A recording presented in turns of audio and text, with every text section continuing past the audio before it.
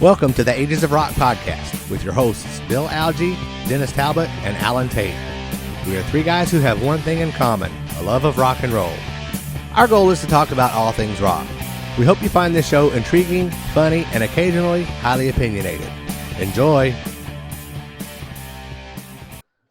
Hey folks, welcome to the Ages of Rock podcast. This is episode number 237, and this week we have Donnie Vie on. How you doing, Donnie? Pretty good for my age. How about yourselves? Pretty good for your age. You don't look that old. I'm doing pretty good for my age. I'm aging by the minute. That's a fact. You guys collectively, and nobody's as old as me. You guys just look old, but you're not as old as me. That was fair. Well, you must have at least seen one episode here before. I'm kippered and pickled. You know what I mean? So and like jerky can't age. Yeah. It's already Goes forever, man. Right. I think it's in MREs. It just lasts forever. Let me tell you, sure. Back in my days in the military, we saw somebody get some bad MREs, and It ain't good, man. it was not good at all. I felt so bad for that girl. I thought she was going to die. Wow.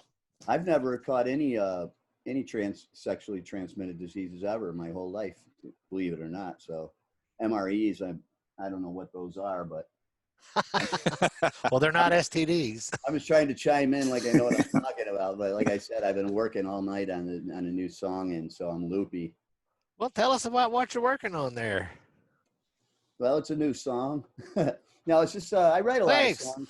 I've recorded a lot of songs, and I write a lot of songs, but every once in a while comes one where you got that cat ate the canary grin on, you know what I mean? Where it's like, this is a really good one, and that's why usually at this point in my life and stuff, I won't marathon it, tomorrow's another day and stuff like that. But occasionally one will come along like this one where I'm excited. I just want to hear it, you know what I mean? So I'm trying to fumble and think of words and all the different parts and everything together, and so busy getting everything done that I can't get shit done.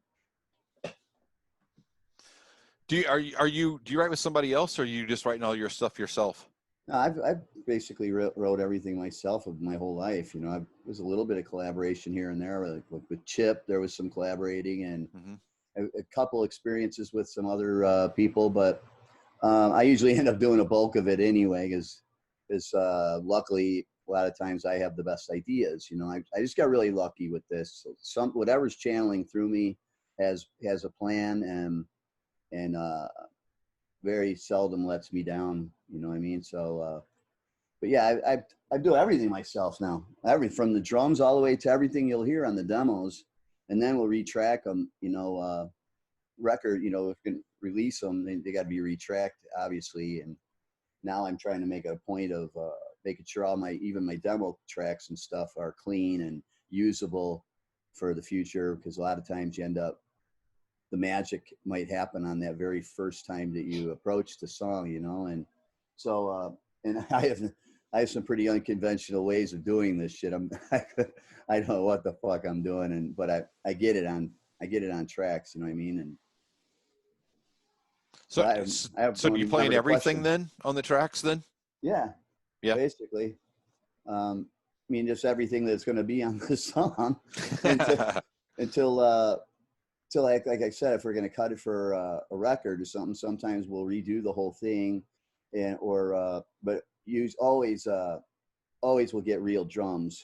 I do a pretty good job of drums with, as the samples and keyboards and stuff. I play them live through the song, on different tracks and stuff. So I'm not using drum machines or program beats or anything. I'm actually playing the drum tracks live, and then so those will need to be replaced with actual real drums that can be mixed right. And as far as all the instruments go, whatever ones I get lucky enough, because I'm a hack on every instrument.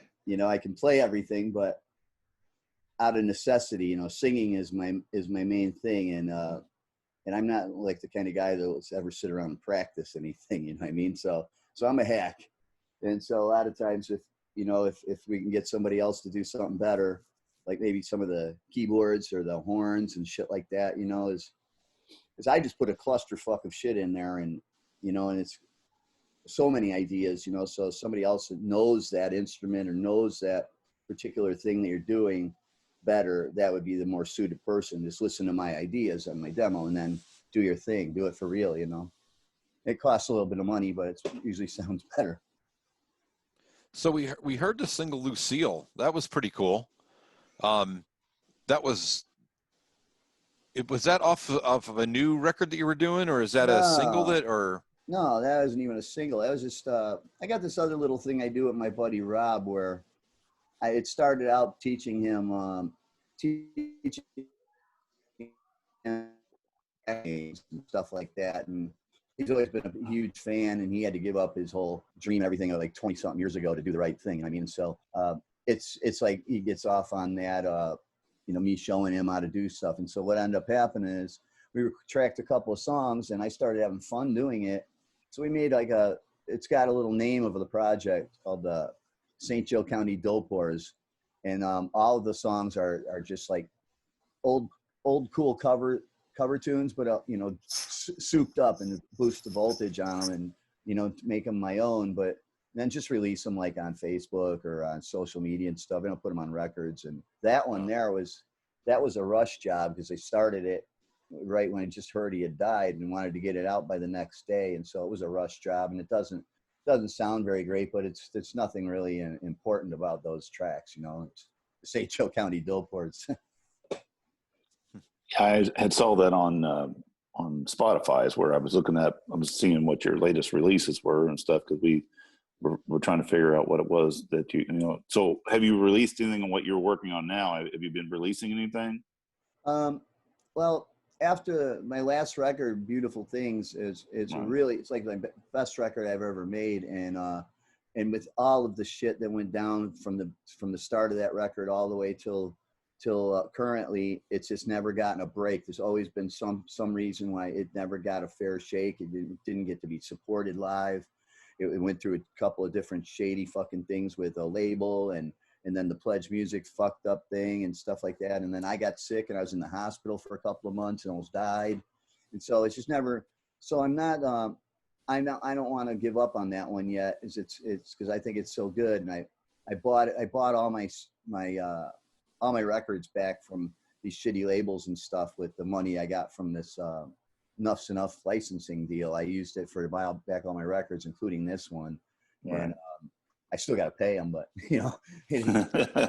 but instead of giving up on it, it's not like I don't have the material. I have the material, but to actually make a record and do it right and follow up something really great, it's got to be as good. And so it costs money, you know what I mean? And like 15, 20 grand is nothing in comparison to what it used to cost to make a record, with fucking over 100 grand and stuff, the food bill would be alone with what it would cost now, but that's still got to be paid, and people got to get paid. And if you want to get, good cats, and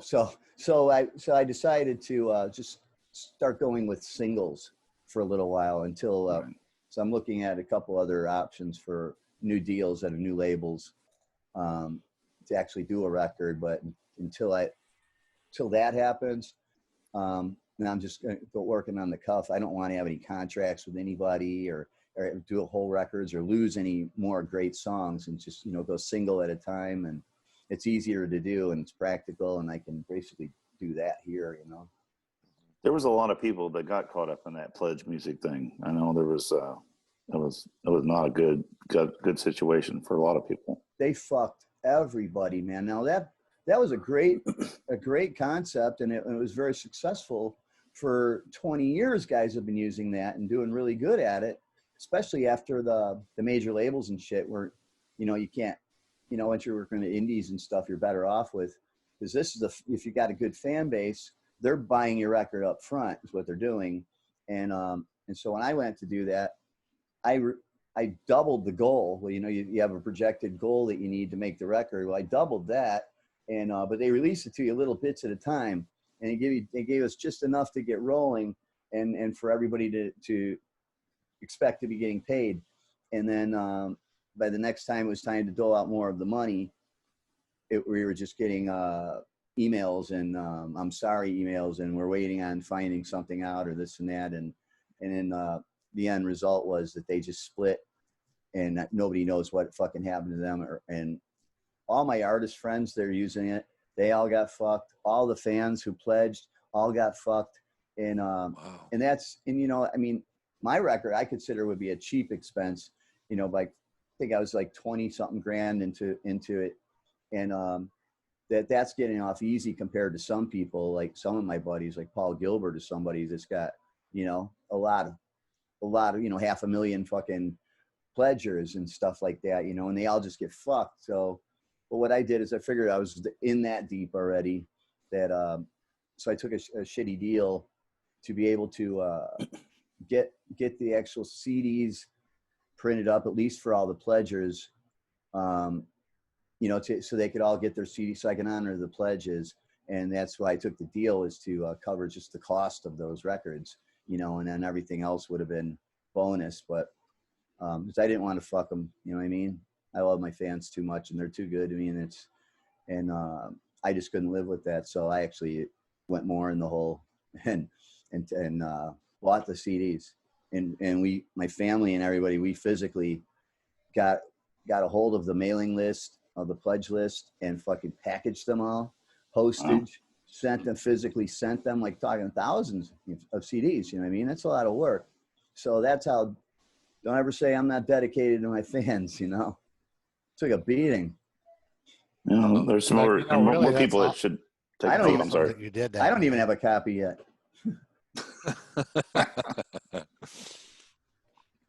No, more people should take note of that, because I mean, a lot of people were crying in their milk over that situation, you know, and you know, and you know, they should. I mean, people got, you know, I know like Big John Hart, you know, was doing his book through that, and the book he was writing about Kiss, and you know, we saw him at a couple of Kiss conventions where we were up there promoting our podcast, and you know, he was all in on that thing, and then all of a sudden, you know, they took everything he had, you know, Right.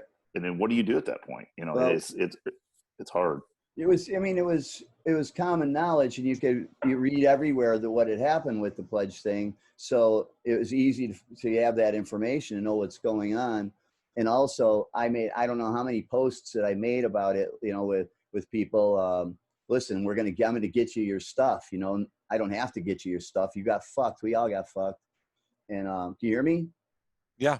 Oh, yeah. okay. So, Oh yeah. So I've made a million posts and stuff, but you still got like some jagoff who the thing didn't find his cornfield yet, and he hadn't gotten his CD yet, and he was busting my fucking balls and shit. You know, it's like, man, it's just hang tight, and it's coming. And yeah, I think there's still one guy that for some reason can't get his CD. But He's probably one of them Metal Sludge jerks. you know, guess it wasn't meant to be. Yeah, I mean, but that's a lot of effort. I mean, especially when you got hosed on the whole deal to start with, to put that out. I mean, I think that you should be commended for that. I mean, there's a lot of guys that would just rolled over and went, "Look, I got nothing, and sorry about your damn luck," and walk away. But you know, it's nice that you didn't do that, especially for those folks that put out their hard-earned money. You know, it's coming out of my career as well too, because it's been a history of getting fucked after getting fucked after getting fucked by. It's just a theme, huh? What changes is whose dick is in your ass, is what it is, you know. But and then I come off the couch, for I hadn't released a record in like 3-4 years, and you know, going this route, and you know, money isn't growing trees, and for that to happen, you know, I was like, of course this happened, you know. That's why did this happen? Because I'm on it now, you know what I mean? Because that's just what happens. It's attached to me. So, but yeah, we just, you know, my sister and we just took some loans and stuff, and we said, fuck it. You know what I mean? I'm not in this for the money. I mean, I'm in this because I feel like I have a purpose, and so many people let me know how important, you know, my fan base might be small, but it's mighty, you know what I mean? And they let me know how important it was to their lives, or this got them through that, or this got through that. And you can't put a price tag on that. And so anything I can do in that department, you know, out in my power, I will. Yeah, I was amazed. I mean, I really had not had kind of lost a little bit, contact after, for a while. But I was looking back through, and man, you've got a record out damn near every about a year and a half for a long time. I got of some type in some band formation or whatever. That's a lot of music, man. It's a lot. I think there's somewhere in the neighborhood of 30 records, and then a bunch of other additional things from demos or this and that and all kinds of different things. But somebody sent me a list a couple of weeks ago because I don't know or remember everything that I have out. As I have so much shit out that I literally do not know what I have out there. So I ask fans every now and then, hey, can somebody send me a list of what I released, of everything you can think of that I've to approach, to go into these record deal negotiations. It's like, here's, catalog deals and licensing and shit like that. And so the list that I got is like, what the fuck, man? I said, I've never even, it's like the Guinness Book of World Records. I didn't see anybody had that much shit, and but I said something like over 30 records in just as records alone, and then there's crazy shit like greatest hits and all that kind of stuff, So pre-COVID, were you out actually doing live shows quite a bit, or was you recording at that time beforehand? Was just getting the band. We were just rehearsing and just getting the show worked out to go out and support it live. We're booking the shows and starting to get. I did one full rock show in the last 6 years, and people couldn't even get in, and so we started booking other ones, and there are pre-sales. They some of them were already sold out like right away and stuff. So I figured there might be some something in this. We could maybe do some business here, but then because that's the hardest part, is doing it live, the live performing. That's the physical, the calisthenics of it all, and being able to sing all night long and sing and do a great show and this and that, and who you're going to have playing your band and stuff. And so that's a lot of anxiety, and I have bad anxiety, but that was, and just kind of got let off the hook at that, right when we were about to, I think we had a show was coming up in a couple of weeks, would have been the first one. And then this happened. And since then, the whole COVID thing and this whole year, I've been doing fine. Didn't really kill me, kill like some of these guys. They're just buried and losing, but it's like, I didn't do anything anyway. So you're more comfortable in the studio and recording stuff than you are out actually playing it then? Absolutely. I have. That's cool. I've always had really, really bad anxiety, and I have bad bipolar shit. So I'm up and then I'm down, and I was scared to even leave my house for a few years and stuff like that. So that's it doesn't work for me like some people really enjoy all that accolades and have a million people in your fucking face at one time and stuff. And plus nowadays, it's not like in the old days when we were kids going to concerts. Somebody's there shooting it Facebook Live at the show, and you're bad angles and bad sound and this and that. And shows aren't meant to be shown online or shown and recorded and shown to other people, whereas they can freeze frame things, look at things and put it under the microscope and stuff. That's a live show. You're there. You're missing the vibe. You're not getting the vibe out of that because that's half of it. Just the fact that I'm still alive and walked in the club, I win. You know what I mean? So that's that whole aspect. And, so that whole thing is just, I'm not really tickled pink about doing the performing live. And I never have been, but I had no choice. And that's what led to a lot of my medicating. People kind of got that reverse. They think everything was fucked up because I was medicating. Well, I was medicating because everything was fucked up, Yeah, but interesting. That makes sense. I stay in my little cave here. I got an awesome little cave, fucking studio. Is the most comfortable place I've had out of all the places I've had in my life. And I don't even like to come out of here. And most of the time I spend actually doing other shit besides music, enjoying just doing normal things for once in my life. It's finally got some kind of normal, happy life that I never had. And so painting the garage or building a shed or this and that, those are exciting things for me now. And making another great record, it's like, oh, another great record. That's cool though. Good for you. Yeah, it's kind of interesting. We've talked about this on the show before. As we've met more and more, people that have been in the business and been on tours and that kind of stuff. It's just guys that like to make music and hang out and have a family and chill and build barns and it's just they're more normal than we thought they were. I never way more got normal. to do any of that shit though. See, so I was the one guy. I was absolutely abnormal.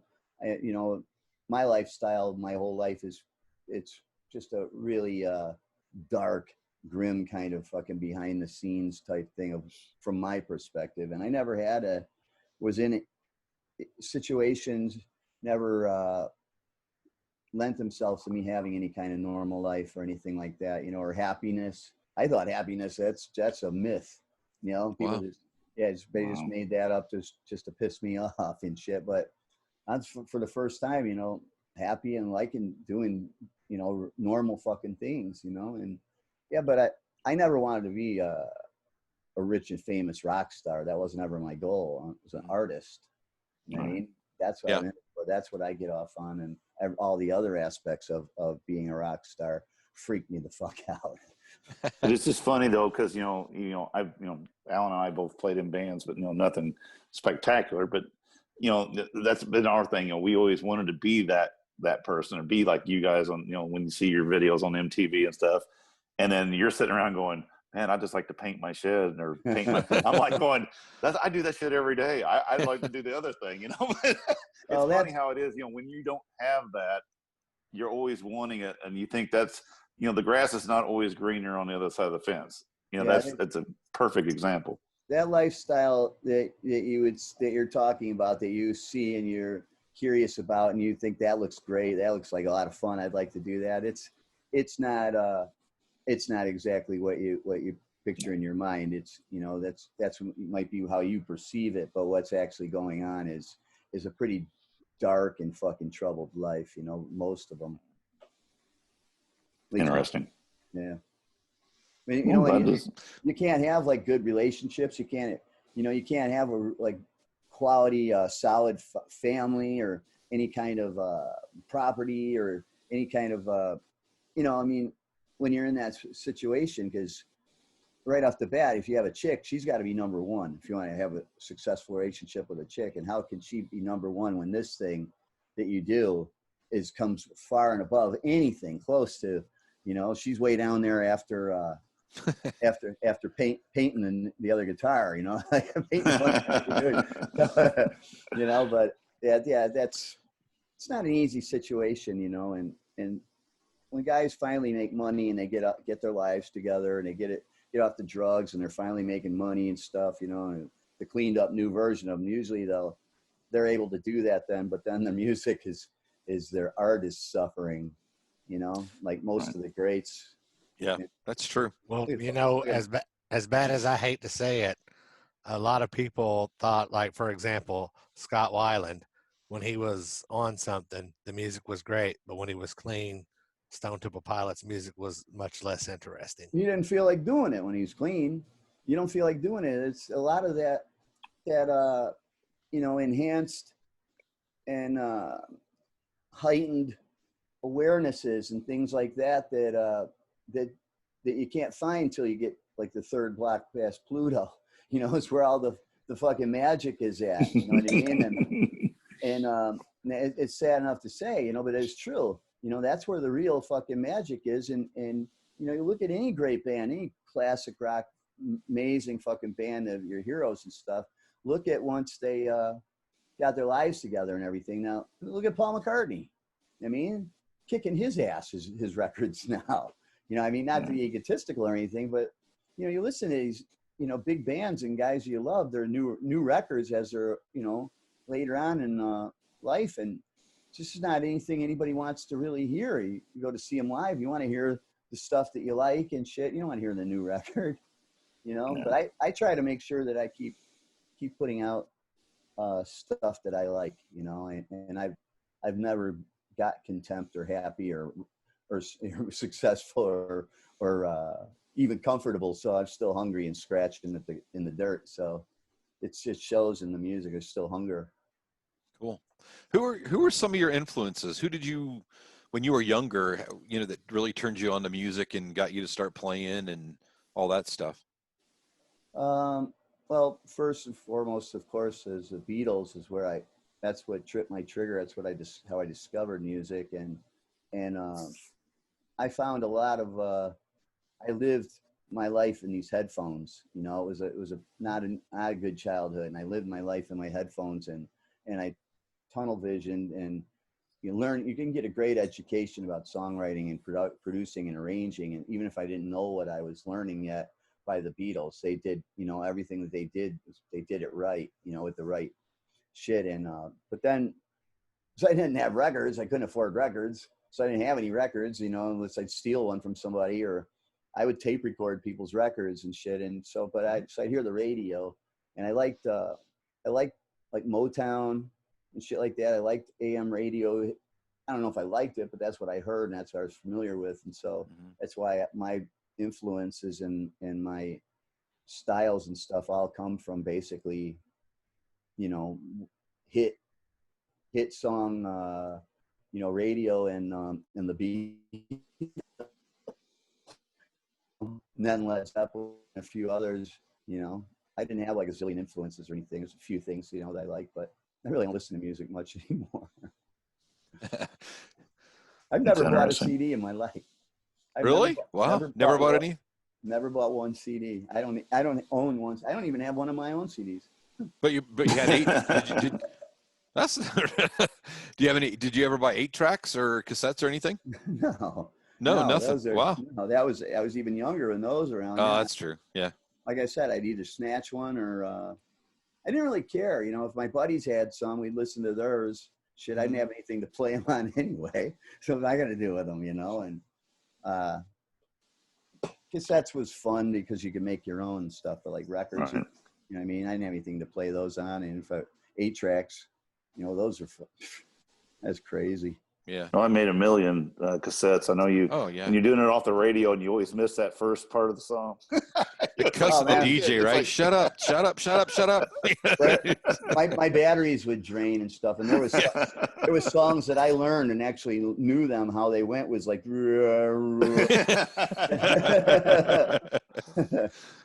So Donnie, you said you're was it something of everything and a master of nothing? But as far as your instruments you play, what is your favorite one, or you think that you play the best? You know, of every instrumentation. That I play the best? That you think that you play the best. I mean, singing. And then there you go. Singing. Your voice. I really don't impress myself much at all with my abilities on any instruments, but in a studio setting, it's you get away with a lot more than you would like picking it up and performing it live and stuff. You know, you can punch in this and that, and I got good ideas. That's the thing, is my ideas are good. My technique is shit. And so when I tell people I'm a hack, they oh yeah, right, blah blah. No, I'm a fucking hack. I'll pick something up. No, seriously, listen to this. I struggle, and you can ask anybody that's had to mix my shit.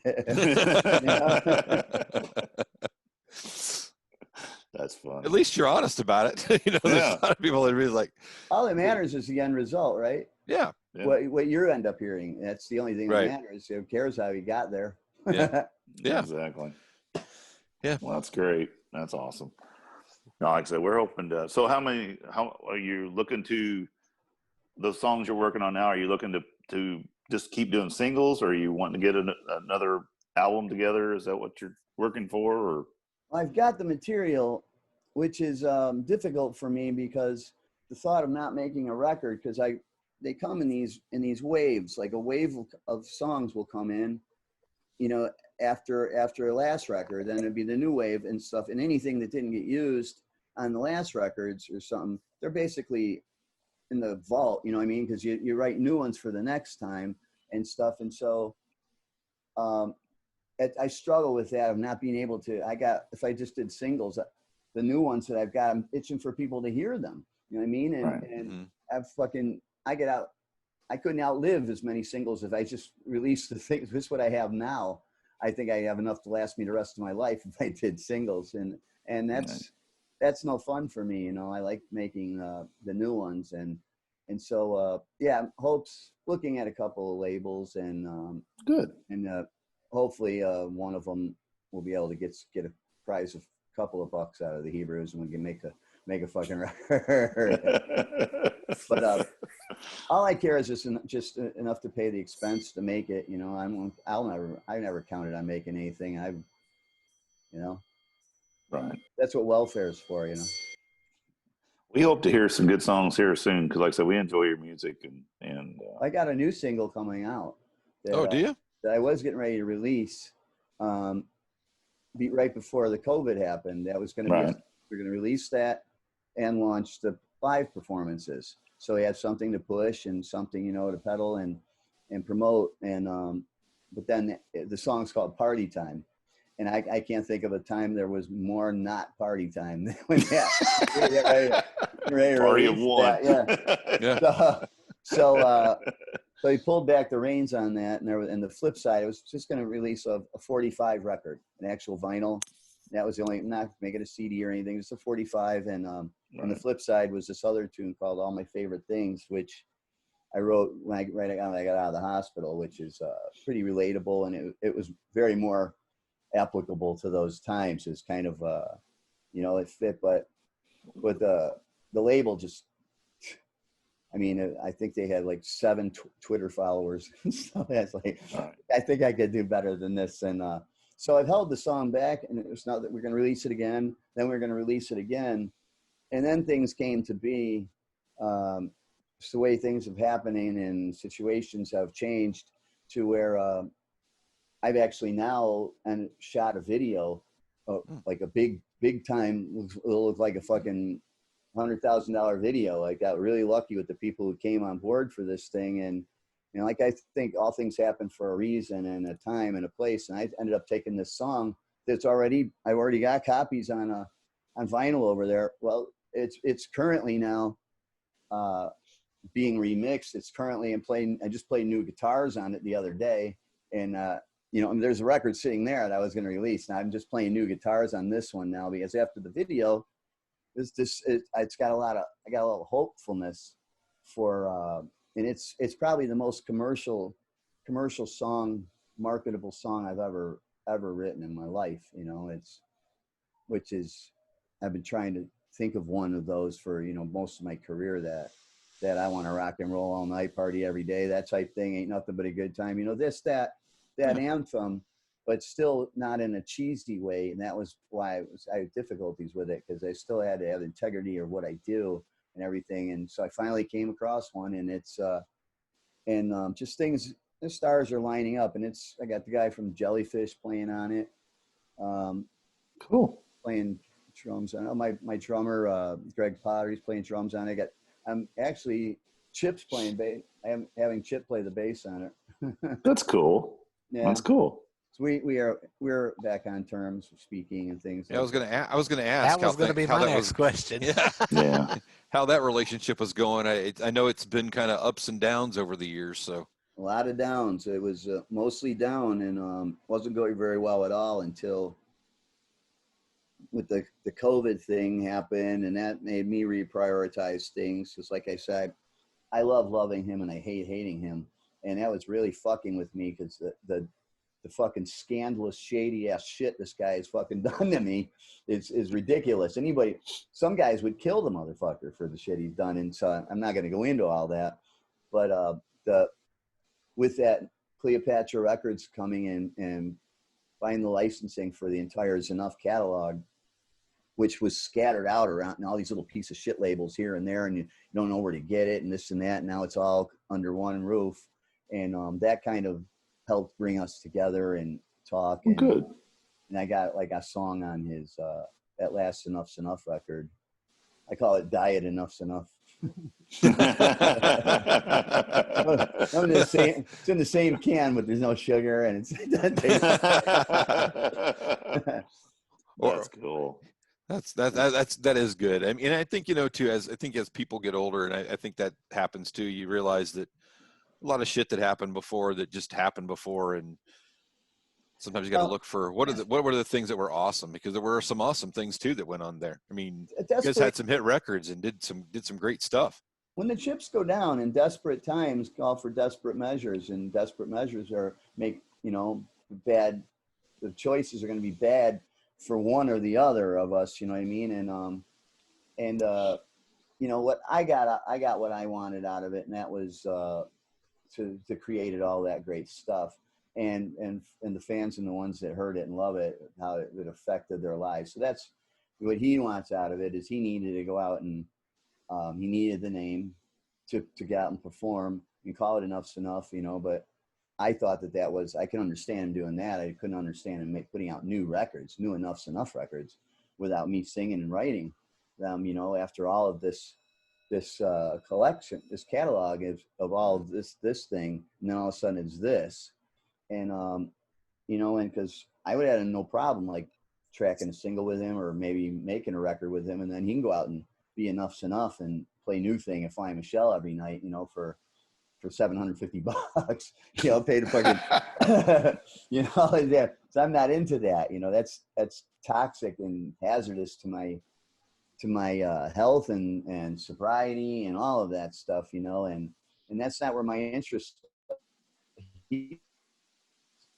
Wants to be out there. She doesn't matter where he's at, where he's playing, who he's playing with, he's making it. He just wants to be out there doing that. And it's exact opposite for me. So he had my blessing using the name. I didn't think he was going to go and actually snake it out and his soul. He fucking trademarked everything completely 100% in his name, where I have no entitlement to anything of Enough's Enough. And I'm like, how the fuck could you do that? You know what I mean? It's like somebody went and trademarked Paul McCartney, and it wasn't Paul McCartney.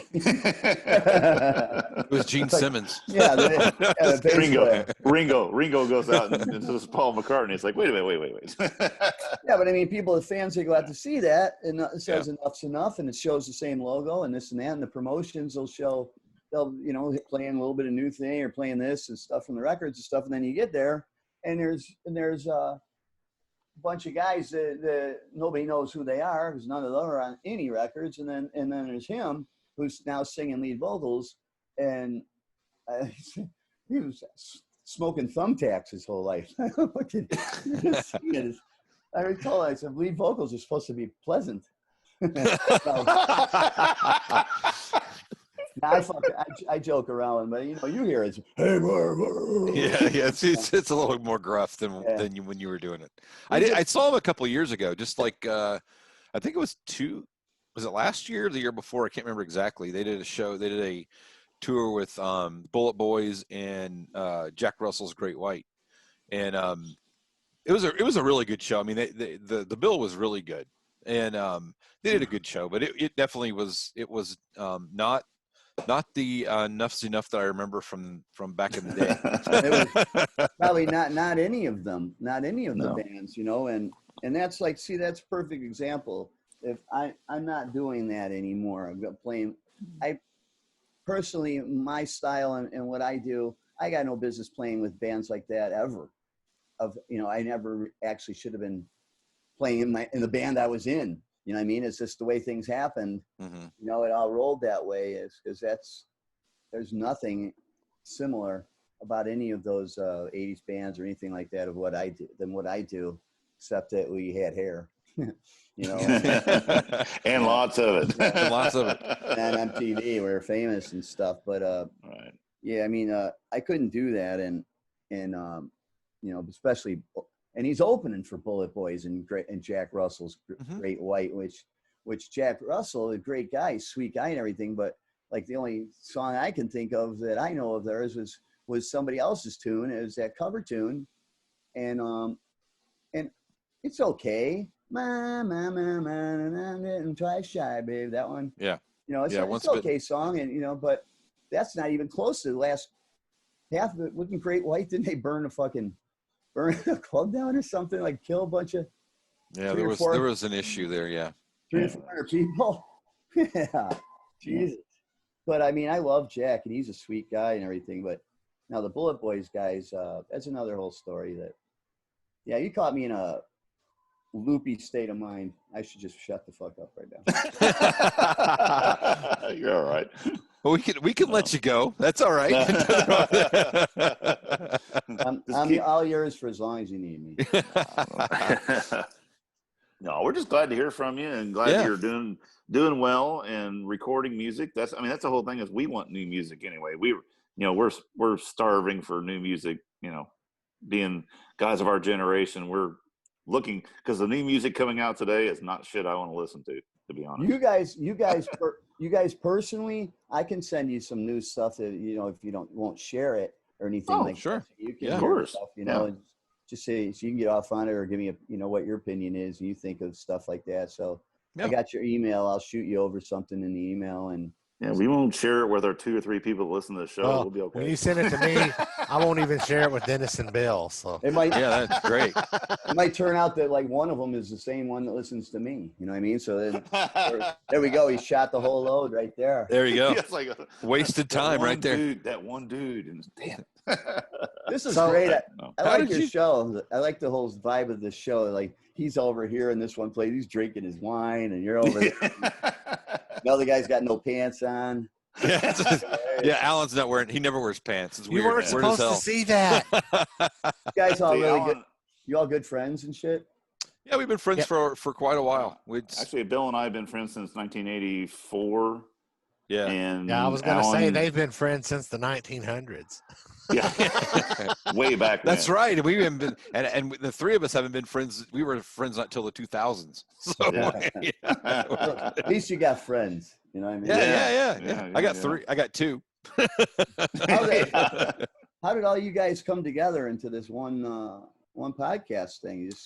So Dennis and I have known each other for a long time, and we've talked about this for a while. And then I met Alan on a Kiss Army Facebook or a Yahoo group, and we started talking. We were all from the same town, but I don't live there anymore. I live in near Indianapolis, Indiana, and they all live in southern Indiana. They live in southern Indiana. So we've been talking a little bit, and then sorry to hear that. Yeah, we all three ended up at a Judas Priest show at the same time, about 6 years ago. 6 years ago. 6 years ago, and it's almost to the the day, October 30th. Yeah. And I introduced Alan and Dennis, and we talked about the podcast. And a year later, Alan texted me and said, "Hey, what did you guys ever do with that podcast?" Like, we didn't do anything because we don't even know what the hell to do. And we don't know how to do it. The next 3 days later, we did our first show, and now we just celebrated 5 years. So between the three of you, you're able to get the job done. Yeah, it takes 3 of us. I get it. It takes Alan. I can relate. Alan is the guy who puts it together. I can relate. I got to sit here and do all this shit by myself. But at least I'm hanging with you guys. I feel like one of the guys tonight, Yeah, and that's how we like the show. We just want it to be a conversation and just chat and talk and however it flows and goes wherever it goes. It's cool. That's how we want it. Uninhibited and uncensored. There you go. And unprofessional. Yeah. Hey, we have to put the uninhibited in there. That's a new one. Unprofessional. We always say unprofessional. Professionality is overrated. Right. It is. Now, going back to do that in my day job. I don't want to do it at my night job. Show me a professional. I'll show you something that's no fun. Going back to your song Party Time, do you have a tentative release date for that, or are things still up in the air because it's being remixed, or how's that working out? I don't know exactly how everything's going to happen and transpire in the next couple of months. Obviously I'm going to be getting onto a label and stuff, whether this one, how we'll release it or it'll, because the videos like really came to the party. Now the whole thing is being souped up and redone and everything. And there's going to be a lot backing it with promotion and things like that. So it's going to get out there. And my plan is to, by hook or by crook, release it on New Year's Eve. Oh, cool. Because I think that's what better day can you think of? Yeah, it's a party. Yeah. Party time. You're out with this year that everybody thinks is so shitty. Yeah, no kidding. People got all these hopes that the next year is going to not bring all the shittiness with it, and it's time to party again. It's New Year's Eve, you know what I mean? And we can only be that lucky. Yeah, no kidding. Can you No, that tell would be our awesome. audience where they might find you on the interwebs? Mine? Oh, anywhere you can find anybody. Donnie, you start with my website, DonnieVie.com, and that'll lead you to my Twitter, Instagrams, fucking TikTok, some new one they've started up with me, and that stuff's a lot of fun. It's necessity these days, all that social media stuff, and I'm, like I can't mix salt and pepper, so putting together this shit is lucky that you guys got me on here with a microphone and the camera and everything works, and I find my cigarettes and. Actually, you're doing a lot better than some people. Oh my gosh. We've had a few people on here. It's been really tough. Well, I built this thing. I wish you could see it. I built this Gizmo because in order to do this, you got to have your laptop. You got to have your camera situated somewhere. Then you got to have your sound, your board, mixing board. You got to have a microphone plug. You got to have a interface to go into the thing and stuff. So I built this one big Gizmo, and it's got everything all in one stand. So I don't have all these different tables and trays and stuff. And I just wheel this over here and turn it on, and it's ready to go. Do you need Dennis's address or anything? Yeah, I need that. Do you need Dennis's address? He needs some help. I need some gizmos. Just tell me the hours he's not home. No, I'm on my iPad tonight, but I'm redoing a room right now, and it's just been a mess. And every week it's a different situation. That looks nice. What I see there. Oh, this is at my house. I'm at a friend's house. Looks very colonial. Yes, doesn't look very Indiana. No, it's in Indiana. You can give me your address, so I could maybe do your track. I'll text you. I'll send it to you. I'll send it to you in a message. It's like my neighbor's just roll up at your house one day. My neighbor would be like, "There's this guy named Donnie. He's looking for you, man. He's in their backyard." I'm standing on the outskirts. I'm not allowed in Indiana. Oh, you got to be allowed in Indiana, dude. Oh yeah, we're not keeping many people out. Yeah, we're right next to Kentucky, and everything goes in Kentucky, so you're fine. I've been kicked out of a state before. I was literally kicked out of a state, escorted out, and there's other states that I'm not welcome back, along with some hotels, and a couple of countries. Wow, ooh, there you go. Where do you call home now? What state do you call home now? Illinois. Oh, you're next door. I'm not going to tell exactly where I'm at, but the south suburbs of Chicago, and it's where I grew up and everything. But I've lived everywhere, New York and England and fucking California and Texas, fucking everywhere I set my hat. I was a Rolling Stone, but now I'm back in. And I had a lot of anxiety about coming back to this town because I had a lot of ugliness, a lot of ugly memories of life was here. And then when I just seeing that, like flying over Chicago for a while there, I would get anxiety, just thinking of a lot of bad scenes and people that I'd hung with and the things that went down here. And I've seen more terrible shit than anybody should ever have to see, but when I came back from this European thing, and I was so fucked up and it's such a mess that luckily I had a warrant in Michigan for some, I think it was manufacturing drugs or something like that. They grabbed me. You're an entrepreneur. Well, that's what it was. It's just being practical. You know what I mean? But as I was coming back into the country, they customs grabbed me and hauled me away out to your necks of the woods, Michigan, Cass County and shit. And I got in jail for a while, and then went through this lengthy, in-depth program called Adult Treatment Court, and where they broke it all down, where you got no choice. Usually you can't afford the luxury of being able to stop everything and get it together and fix your problems and all this and that. Well, you had no choice to do it. So it's just, a lot of people, it was like a way to get out of going to jail. For me, it was a miracle. It was the answer that I've always been needed and looking for. And it's right down to the therapy and everything that got attended to. And after that, I was ready to take care of business, which I'd have done that with fucking 30 something years ago. I mean, you probably wouldn't have been able to get me on your podcast. Wow. Yeah, it takes those kind of things though to bring people around and kind of wake them up a little bit to Yeah, well, everything is get different them out of now. a mess. Yeah, Everything's sure. different. I actually feel like I'm living a life. My whole life, all I've been doing is wishing that I wasn't alive. You know? Wow, that's not good. Even around thousands of people, you can still feel lonely, and if you're in this sort of frame of mind and this sort of lifestyle is leading. You know what I mean? And so this is where I'm finally, you know, I'm happy. I'm That's happy. I'm enjoying each day. You know, I still don't like the sun, you know, but that's but you know what? Well, you look kind of pale. That explains it. Yeah. Shit, I didn't put enough on. So I guess Donnie Vie is short for Donnie Vampire. I'm usually clear. So I had to put this on. Well, look, Donnie, it's time for us to wrap up. We are so glad that you came on the show. Really as time gets closer for your song to be released, you know, if you want to come back on and talk about it some more, you're welcome to.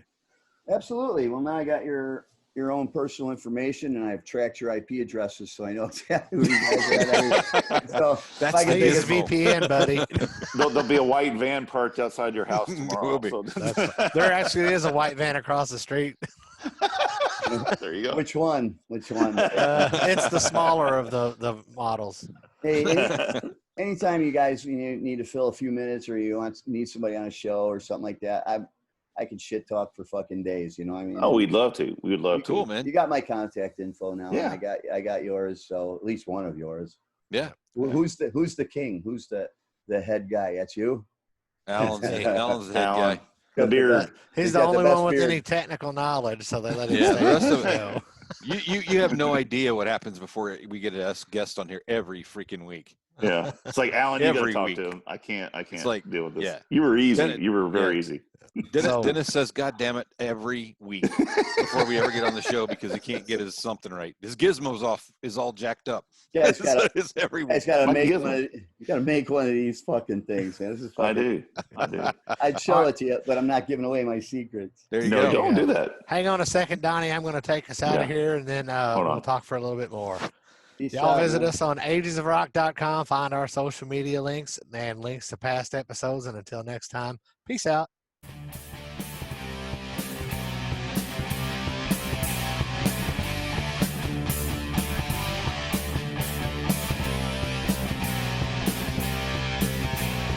Thanks for listening to the Ages of Rock podcast. If you haven't done so already, be sure to subscribe to our YouTube channel, like us on Facebook, and most importantly, tell all your friends. Remember, you're never too old to rock. Until the next episode, peace out, folks.